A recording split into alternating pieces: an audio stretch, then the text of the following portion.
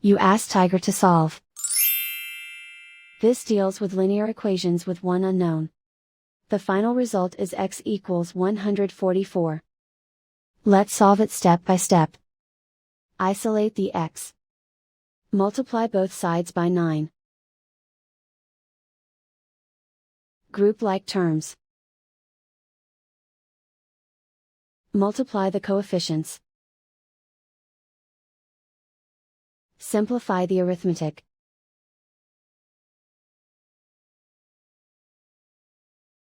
Convert the x into a positive number. Multiply both sides by -1.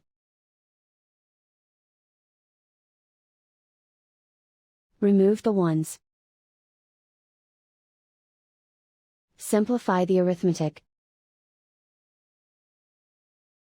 And so the final result is x equals 144.